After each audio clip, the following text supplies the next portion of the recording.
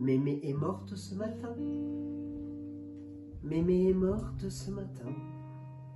Sa famille par le train de nuit a débarqué vers minuit. Sans même un semblant de chagrin, les bras chargés de dédain, les bras chargés d'arrogance.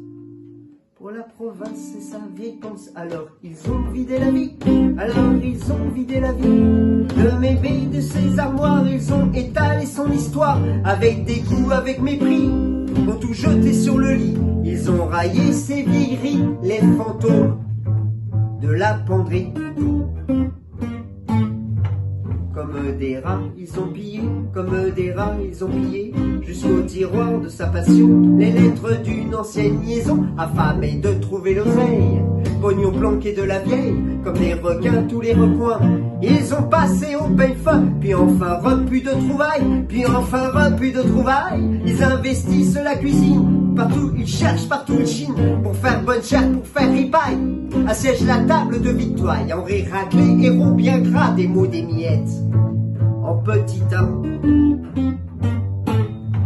Je suis couché sous le buffet, je suis couché sous le buffet, et j'assiste au règne animal qui se résume à cette salle, la bouffe percée de par la glotte.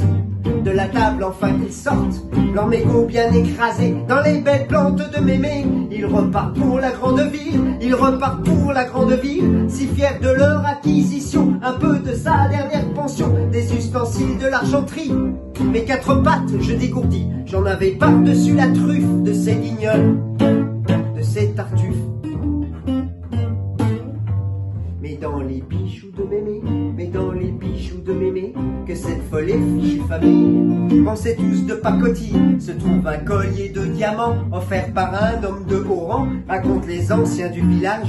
Dans leurs souvenirs, leur commérage, qu'importe un roi ou un manant, qu'importe un roi ou un manant, dans la maison écartelée, sur le sol serpente le collier. Moi je l'ai pris dans ma gueule d'épagnol, et j'irai plus tard l'enterrer près de la tombe de Mémé. Ouais.